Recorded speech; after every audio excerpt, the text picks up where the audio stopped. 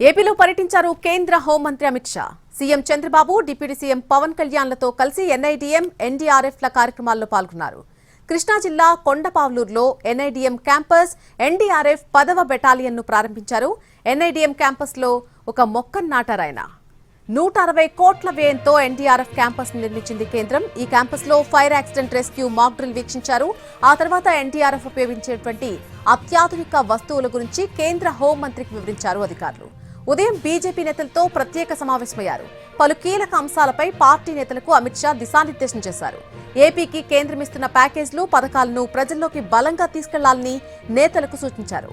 కలహాలు పక్కన పెట్టి పార్టీ బలోపేతానికి కృషి చేయాలన్నారు Amit Shah.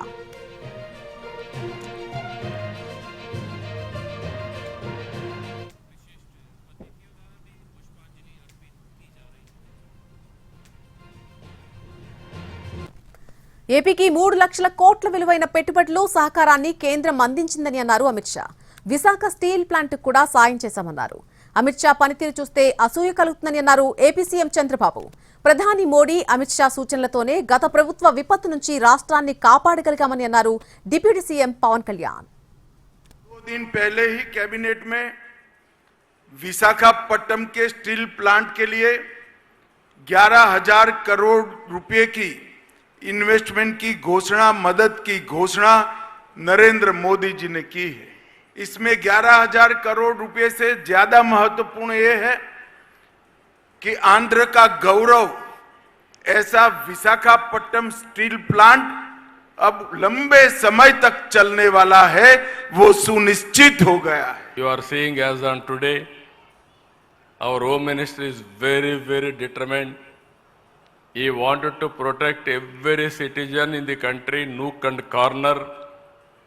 It may be any law and order problem, he wanted to address very effectively. Every issue he is working very effectively. Sometimes I am jealous. He is working very hard, just like machine. 2024 ఎన్నికల్లో గత ప్రభుత్వం కనుక వచ్చింటుంది ఏ స్థాయి విపత్తు ఉండేదో మీకు అర్థమైంది. అలాంటి విపత్తు నుంచి కూడా ఈ రోజున ఎన్డీఏ ప్రభుత్వం గౌరవ ప్రధానమంత్రి నరేంద్ర మోదీ గారి ఆధ్వర్యంలో, గౌరవ హోంమంత్రి ఆయన సూచనలతోటి, చంద్రబాబు గారి నాయకత్వంలో మేమందరం కలిసి పనిచేసాం. ప్రజల్ని గత ప్రభుత్వం విపత్తు నుంచి మేము కాపాడగలిగాం. ఈ రోజున విపత్తు నుంచి కాపాడగలిగి ఈ రోజున మన ఫోర్సెస్ అన్ని కూడా ఇక్కడ ప్రారంభించి విజయవాడ కొండపావులూరులో ఎన్డీఆర్ఎఫ్ 20వ వ్యవస్థాపక దినోత్సవంలో ఆసక్తికర సంఘటన జరిగింది. ప్రోటోకాల్ ప్రకారం శిలాఫలకం టెంట్ దగ్గర కేంద్ర హోంమంత్రి అమిత్ షా, అలాగే సీఎం చంద్రబాబుకు మాత్రమే కుర్చీ వేశారు అధికారులు. అది గమనించిన అమిత్ షా మరొక కుర్చీ తీసుకురావాలని ఆదేశించారు. డిప్యూటీ సీఎం పవన్ కళ్యాణ్ కు పక్కన కుర్చీలో కూర్చోమని చెప్పారు. ఈ వీడియోను జనసేన కార్యకర్తలు వైరల్ చేస్తున్నారు. ప్రధాని మోడీ, కేంద్ర హోంమంత్రి అమిత్ షాలు పవన్ కళ్యాణ్ కిచ్చే ప్రాముఖ్యత ఇదేనంటూ ప్రచారం చేస్తున్నారు.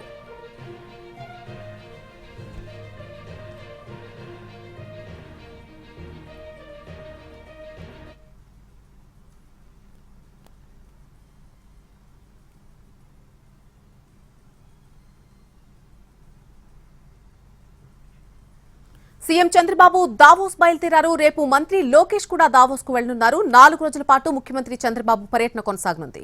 మొదటి రోజు జ్యూరిచ్ లో 10 మంది పారిశ్రామికవేత్తలతో సీఎం సమావేశమవుతారు.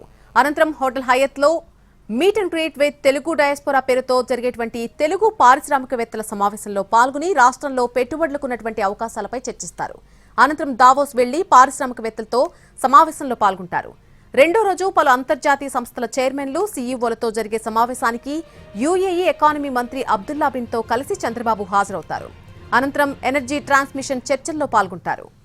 మూడో రోజు అగ్రశ్రేణి పారిశ్రామికవేత్తలతో సమావేశం కానున్నారు. రోజుకు కనీసం 10కి పైగా భేటీలు, సమావేశాల్లో చంద్రబాబు పాల్గొని రాష్ట్రంలో మానవ వనరులు, మౌలిక సౌకర్యాలు, ప్రభుత్వ రాయితీలు, సమర్థ నాయకత్వం, స్పీడ్ ఆఫ్ డూయింగ్ బిజినెస్ పై వివరిస్తారు. 4వ రోజు ఉదయం తిరిగి భారత్ కు బయలుదేరతారు. బ్రాండ్ ఏపీకి ప్రమోషన్, పెట్టుబడులు, ఉద్యోగాల కల్పన దిశగా దావోస్ టూర్ జరగనుంది. సీఎం రేవంత్ రెడ్డి సారథ్యంలోని తెలంగాణ రైజింగ్ ప్రతినిధి బృందం 3 రోజుల సింగపూర్ పర్యటన విజయవంతంగా ముగిసింది. ఇవాళ రాత్రికి సీఎంతో పాటు మంత్రి శ్రీధర్ బాబు అధికారులు దావోస్ కు బయలుదేరనున్నారు. రేపు దావోస్ కు చేరుకుంటారు. అక్కడ 4 రోజుల పాటు జరిగేటువంటి వరల్డ్ ఎకనామిక్ ఫోరం వార్షిక సదస్సులో పాల్గొంటారు.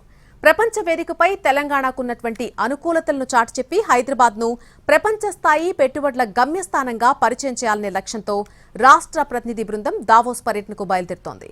సింగపూర్ పర్యటన విజయవంతం కావడంతో దావోస్ సదస్సుపై భారీ అంచనాలు పెట్టుకుంది. సింగపూర్లో 3 రోజుల పాటు రాష్ట్ర ప్రతినిధి బృందం బిజీగా గడిపింది. వివిధ రంగాల్లో పేరొందినటువంటి ప్రపంచ స్థాయి సంస్థల ప్రతినిధులు, పారిశ్రామికవేత్తలతో కీలక చర్చల్లో పాల్గొంది. ఆశించిన పెట్టుబడుల ఒప్పందాలతో పాటు సింగపూర్ ఇన్స్టిట్యూట్ ఆఫ్ టెక్నికల్ ఎడ్యుకేషన్తో Telangana young India skill university పరస్పర అవగాహన కుదుర్చుకుంది. హైదరాబాద్లోని ఫ్యూచర్ సిటీలో అత్యాధునిక ఏఐ ఆధారిత డేటా సెంటర్ ఏర్పాటుకు STT media global data centre ముందుకొచ్చింది. 3,500 కోట్ల పెట్టుబడులకు ఒప్పందం కుదుర్చుకుంది. హైదరాబాద్లో భారీ ఐటీ పార్క్ ఏర్పాటుకు క్యాపిటల్ ల్యాండ్ కంపెనీ నిర్ణయం తీసుకుంది. దాదాపు 450 కోట్లతో ఈ పార్కును అభివృద్ధి చేయబోతోంది. రాష్ట్రంలో సెమీ కండక్టర్ల తయారీ పరిశ్రమలు, పెట్టుబడుల అవకాశాలపై సింగపూర్ సెమీ కండక్టర్ ఇండస్ట్రీ అసోసియేషన్తో జరిపినటువంటి చర్చలు కూడా ఫలవంతమయ్యాయి.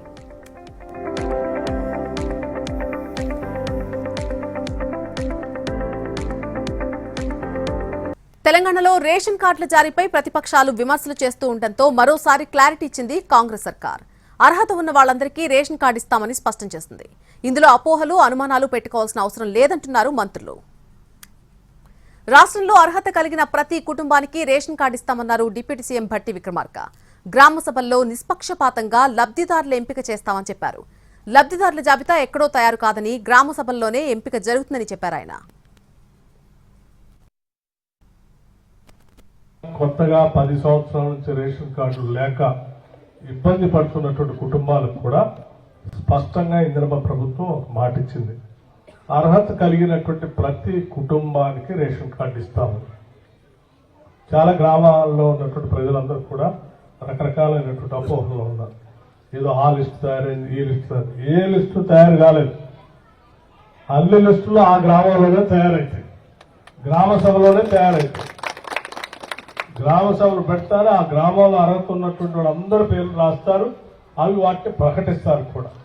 ఎవరైనా మిస్ అయి ఉంటే అదే గ్రామ సభలో చెప్తే మళ్ళీ వాళ్ళ పేర్లు కూడా వెరిఫై చేసి యాడ్ చేస్తారు. కాబట్టి ఎవరు కన్ఫ్యూజన్ పెట్టుకోవాల్సిన అవసరం, ఎవరైనా చెప్తే నమ్మాల్సిన అవసరం కూడా లేదు.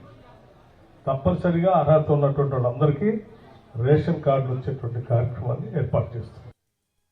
కొత్తగా 10 సంవత్సరాల నుంచి రేషన్ కార్డు అర్హులైన వారికి రేషన్ కార్డులు మంజూరు చేస్తామన్నారు మంత్రి ఉత్తమ్ కుమార్ రెడ్డి. కొత్తగా 40 లక్షల మందికి పైగా రేషన్ కార్డులు ఇవ్వబోతున్నామని చెప్పారు. రేషన్ కార్డుల పంపిణీ తర్వాత సన్నబియ్యం కూడా ఇవ్వబోతున్నామని చెప్పారు ఉత్తమ్ కుమార్ రెడ్డి.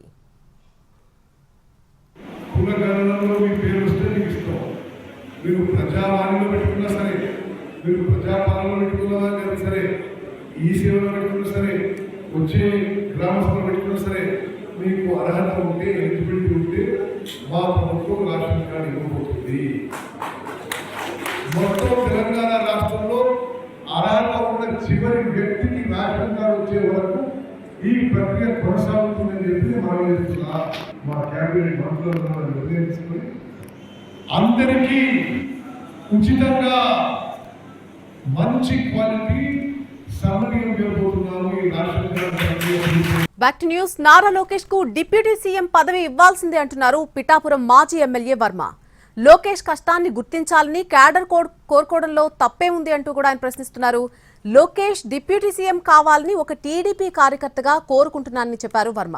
కార్యకర్తల నిర్ణయాన్ని అధిష్టానం కూడా పరిగణలోకి తీసుకోవాలని అంటున్నారు. రాష్ట్రాన్ని నడిపించాలి తెలుగుదేశం పార్టీ తరఫున ఎవరు నడిపించగలరు? సత్తా ఉన్న నాయకుడు ఎవడంటే లోకేష్. రాబోయే రోజు తెలుగుదేశం పార్టీలో చెప్తున్నాను, 1 కోటి మంది కార్యకర్తలు ఉన్నారు తెలుగుదేశం పార్టీలో. నారా లోకేష్ నాయకత్వంలో చేసిన మెంబర్షిప్లో 1 కోటి మంది కాదు, రాష్ట్రంలో ఉన్న తెలుగుదేశం పార్టీ అందరూ కూడా కోరుకుంటున్నారు డిప్యూటీ సీఎం అవ్వమని. పొలిటికల్ పార్టీస్ ఎప్పుడు కూడా మనుగడ సాధించాలన్నా, పార్టీ బలపడాలన్నా కార్యకర్తల మాట విన్నారు. 1 కోట్ల మంది కార్యకర్తల మెంబర్షిప్ ఉన్న తెలుగుదేశం పార్టీ మనోభావాలను గౌరవించాలి. మనోభావాలు ఏమున్నాయి? నారా లోకేష్ నాయకత్వాన్ని డిప్యూటీ లోకేష్ ను డిప్యూటీ సీఎంగా చేయాలని చంద్రబాబు ప్రయత్నిస్తున్నా అమిత్ షా ఒప్పుకోలేదన్నారు వైసీపీ నేత అంబటి రాంబాబు. లోకేష్ ను కొంచెం కట్టడి చేయాలని, వసూళ్లు తగ్గించుకోవాలని అమిత్ షా చెప్పినట్టుగా తమకు సమాచారం ఉందని అంటున్నారు అంబటి. పవన్ కళ్యాణ్ గారు ఒక పక్కన ఉంటే రెండో పక్కన ఆయన కుమారుని తెచ్చుకోవాలనే ప్రయత్నం చేస్తున్నారు. మీ ఇష్టం తెచ్చుకొని మాకేం అభ్యంతరం లేదు. కూటమి ప్రభుత్వం కదా, మీరు తెచ్చుకోవచ్చు. మీరు ఎవరినైనా తెచ్చుకున్నారు ఆయన మంత్రిగా, మీరు ఎవరినైనా తెచ్చుకున్నారు ఆయన మంగళగిరికి. దీన్ని అమిత్ షా గారిని మీరు అడిగారంట. అమిత్ షా గారు ఏ మాట చెప్పాడో మాకు తెలుసు. ఏం మాట చెప్పాడు? ఏమండి చంద్రబాబు నాయుడు గారు, మీ ఓడిని కాస్త కంట్రోల్లో ఉండమనయ్యా, ఎక్కడ పడితే అక్కడ ఏళ్లు పెడుతున్నాడు, ప్రభుత్వానికి చెడ్డ పేరు వస్తుంది, ఉప ముఖ్యమంత్రి లేదు, ముఖ్యమంత్రి లేదు, కాస్త ఆగండి, మీ స్పీడ్ తగ్గించండి, మీ అబ్బాయి స్పీడ్ తగ్గించండి, మీ అబ్బాయి ఎక్కడ పడితే అక్కడ వసూలు కార్యక్రమాల్లో నిమగ్నమైపోయి ఉన్నాడు, కాస్త జాగ్రత్త చేసుకో నాయనా అని ఒక మంచి సలహా ఇచ్చాడంట. ఆ స్టీల్ ప్లాంట్ ప్రైవేటీకరణకు వ్యతిరేకంగా కార్మిక సంఘాలతో కలిసి పోరాటం చేస్తామన్నారు ఎమ్మెల్సీ బొత్స. విశాఖ ఉక్కు ఆంధ్రుల హక్కుగా ఉండాలి అనేది తమ విధానమని స్పష్టం చేశారు. అందుకోసం పోరాటం కొనసాగిస్తామని అన్నారు. దివాళా తీసే స్థితిలో ఉన్న పరిశ్రమకు ప్యాకేజ్ ఇవ్వడం వల్ల ఎలాంటి మేలు జరగదన్నారు బొత్స. అంశం పట్ల మేము నిశ్శబ్దంగా ఇది ప్రభుత్వ సంస్థగా ఉండాలి, శైలిలో విలీనం అవ్వాలి. ఏదైతే ప్రజా సంఘాలు కానీ స్టీల్ ప్లాంట్లో ఉన్న ఉద్యోగ సంఘాలు కానీ వాళ్ళందరూ ఏ నిర్ణయం తీసుకున్నా ప్రైవేటీకరణకు వ్యతిరేకంగా వాళ్ళతో పాటు మేము కూడా ఉద్యమం చేసి ఆపడమే ప్రధాన కర్తవ్యంగా. విశాఖ ఉక్కు ఆంధ్ర హక్కుని ఏదైతే ఉందో ఆ నాణ్యని కాపాడుకోవడానికి. ఎన్టీఆర్ జిల్లా తిరువూరు ఎమ్మెల్యే కొలికిపూడి శ్రీనివాస్ పై టీడీపీ అధిష్టానం సీరియస్ గా ఉంది. పార్టీ టికెట్ ఇవ్వడంతో తొలిసారి ఎమ్మెల్యేగా గెలిచిన కొలికిపూడి తన చర్యలతో పార్టీనే ఇరకాటంలోకి నెట్టేస్తున్నారు. గతంలో 1-2 సార్లు సీఎం చంద్రబాబే కొలికిపూడిని పిలిచి వార్నింగ్ ఇచ్చినా తీరు మారలేదు. దీంతో రేపు మరోసారి క్రమశిక్షణ సంఘం ముందు హాజరు కావాలని టీడీపీ అధిష్టానం ఆదేశించింది. ఇప్పటికే కొలికిపూడి ఒకసారి క్రమశిక్షణ కమిటీ ముందు హాజరయ్యారు. రేపు ఆయన ఇచ్చే వివరణ సంతృప్తికరంగా లేకపోతే చర్యలు తప్పవు అనేటువంటి చర్చ పార్టీలో జరుగుతోంది. బీఆర్ఎస్ కాంగ్రెస్ పాలనతో తెలంగాణ ఆత్మ ఘోషిస్తుందని అన్నారు కేంద్ర మంత్రి కిషన్ రెడ్డి. గ్రేటర్ హైదరాబాద్ లో పనులు చేసినటువంటి కాంట్రాక్టర్లకు డబ్బులిచ్చే పరిస్థితి లేదని, 7 నెలలుగా వీధి లైట్ల రిపేర్లకు కూడా నిధులు ఇవ్వలేకపోతున్నారని చెప్పారు. బీఆర్ఎస్ అవినీతి కేసుల నుంచి రక్షించుకునే పనిలో ఉందని విమర్శించారు. కాంగ్రెస్ ఎంపీ రాహుల్ గాంధీకి తెలంగాణలో పర్యటించే నైతిక హక్కు లేదన్నారు కిషన్ రెడ్డి. 6 గ్యారంటీలు ఇచ్చిన తర్వాతే తెలంగాణకు రాహుల్ రావాలన్నారు. ఖైరతాబాద్ కు చెందిన పలువురు నేతలు, కార్యకర్తలకు కండువా కప్పి పార్టీలోకి ఆహ్వానించారు కేంద్ర మంత్రి కిషన్ రెడ్డి. తెలంగాణలో కూడా డబుల్ ఇంజన్ సర్కార్ రావాలి, తెలంగాణలో కూడా బీజేపీ ప్రభుత్వం రావాలి. అప్పుడే తెలంగాణ ఉద్యమకారులు, తెలంగాణ ప్రజల ఆకాంక్షలకు అనుగుణటువంటి పరిపాలన వస్తుంది. అది తెలంగాణ సమాజం అంతా కూడా ఆలోచించాలి.